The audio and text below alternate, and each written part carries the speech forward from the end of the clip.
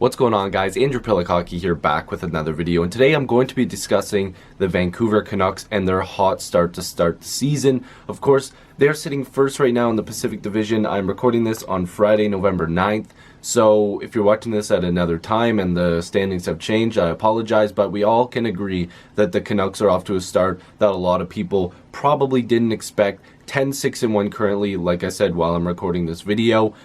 And there's a reason, there's a little bit of a backstory why I wanted to make this video, because I believe, I haven't gone back and watched it, but I don't believe at the beginning of the season in my season predictions that I said the Canucks were going to be all that good. Now, let me just admit something to you guys. So, in the summer this year, there's a guy at work I was talking to. I don't think he watches the videos, but hopefully I can get a clip of him admitting this. So hopefully I can record him saying something for the video, and I'll really try to, because I want to prove it. In the summer I said, the Canucks are a playoff team. And he's a huge Canucks fan. He has always been a Canucks fan. And he looked at me and said I was nuts. We argued about it for like 10 minutes friendly, not like actually being mad or anything. But I said, the thing with the Canucks it kind of reminds me of the Leafs.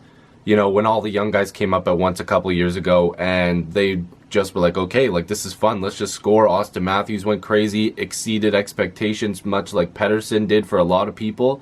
And, you know, you had a supporting cast that picked it up behind him, and there was a lot of really good talent there. Now, I'm not saying they're like 100% comparable, but there's a lot of comparisons there. And I said, you know what, these young guys, they don't know how to lose yet.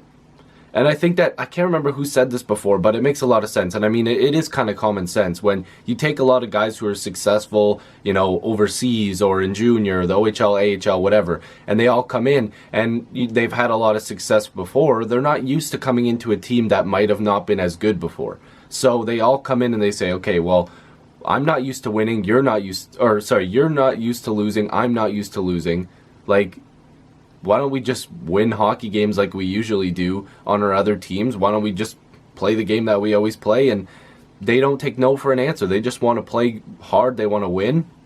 And I've got some stuff pulled up here, but that's my general, discussion for this video. Is I want you guys to kind of give your thoughts on the Canucks and their hot start. Like, is this for real? Is this a real playoff team? Because they've had some injury trouble, and of course Besser, he's dealing with the groin stuff, and Tanev's always going to have injuries here and there. Their goaltenders, they're trying to make sure they stay healthy. I know Markstrom is taking the day off, I believe today, just a maintenance day. I think Buffalo's emergency backup is the person in practice for them today in goal, but they're getting a lot of production from some people that I think they're not expecting. And I mean, they're going to have Hughes next year. They've got Ulevi. They've got a lot of young pieces that are still to come. So this team is going to be good in the future, but right now they're looking all right, and that's why I want to talk about it. So of course, Pettersson, 17 points in 11 games, 10 goals and 7 assists. Now, at the time I'm recording this, I believe the Canucks lead the league in goals scored. This could completely change overnight, of course, depending on who's playing. But right now, regardless, if the Canucks are in like the top 5, nobody expected that. Pettersson's a huge reason for that. 10 goals. This guy is unreal. His shot, the way he thinks the game through, he's clutch already. We've seen it with him tying up games late, making great passes. This is an exciting team to watch. Like, I watch the Canucks as much as I can. It's tough sometimes because, I am busy, and some of the games are on quite late as well.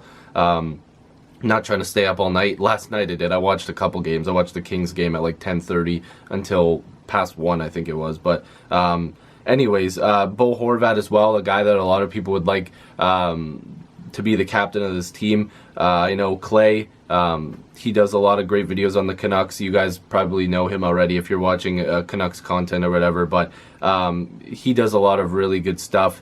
And then like Lego Rocks Gaming 99, he does a really lot of good stuff. Maroki does as well. You guys probably all watch all those guys because if you like the Canucks, you probably watch those guys. They're the best at the Canucks stuff. They, I believe, all agree kind of that Bo Horvat should be the captain of this team. He has 15 points in 17 games played. He is a more of a leader type as well. He's not going to always fill the score sheet, but he is going to give you, an effort every time he's on the ice. He's going to be a good leader. But 9 goals and 6 assists is pretty solid for him. That's the start they were looking from him for sure. Brock Besser, 11 points in 13 games. That'll pick up as well. he wants to be healthy, and I think Clay said something about, letting him sit out for another 2 or 3 weeks or something if there really is an injury there. Because let's say this Canucks team does continue to go on a run. You want a guy like Besser to be in your lineup every single night. So having his points in there is always good. Louis Eriksson's chipping in 9 points. I know a lot of people don't really like him as much, but if he's playing his role right now, that's probably okay. Goldobin, that's another guy they really want to get going, and he's done pretty well, 9 points in 17 games. Virtanen with 6 goals, that's a key. If Virtanen gets going and hushes up all the haters, I mean, he's starting off pretty good. 6 goals, 2 assists, 8 points. They want a little more from him, obviously. He was a high draft pick, but, he's doing his job. Granlund, Hutton, Barchi, even good Branson. Like, this team looks pretty decent. And, of course, a guy like Chris Tanev on their blue line, he's more of a defensive style of guy, but he's chipped in a couple points, 3 points there. They'd like his plus-minus probably to be better. It's a -4 right now, but the fact that he's played in 12 games already, he is pretty injury-prone, so... pardon me. They're goaltenders. Now, Markstrom has played in 11 games. He had a pretty solid year last year. A lot of people kind of brushed that off, that Markstrom was just an average goaltender. He actually was pretty good. 11 games played. His goals against average, geez, if I could speak English, 3.28, and his save percentage is 896. That'll get better. Right now, that's not where they want it to be, but Nielsen, not too bad in 6 games, 2.67 and a 912 save percentage. So if Markstrom gets his game back, picks it up, and the Canucks keep scoring at the pace they're going, this team could be really good. And again, this reminds me kind of the Toronto Maple Leafs. Frederik Andersen is notorious for not really getting off to great starts. A couple years ago when the team made the playoffs and they looked really good, Freddie didn't have the best start. Markstrom right now not having the best start, but his team is still scoring goals. Okay, so if this Canucks team and Markstrom can settle down and the Canucks keep scoring goals, this team is going to be dangerous. And like I said, Pettersson, Horvat, Besser, right there, that's the 3 guys you want to get going. And then Virtanen, of course, chipping in as much as possible. And they do have a lot of young guys coming up. So if they continue to do good, maybe one of those young guys, maybe not one of their top prospects, clearly not one of their top prospects, but if they get to the deadline this year and they're still having a good year and they're in a playoff contention, you might see them maybe get a little bit excited and trade one of those, at least decent pieces or a decent pick, trade it off and pick up a veteran or a player that's available at the deadline to help this team. I know that the Canucks head office, like Benning, they all really don't like, moving picks and prospects because, Benning is good with the draft and all that stuff like that. I understand. But, so his scouting team and him has been notorious for at least drafting decent.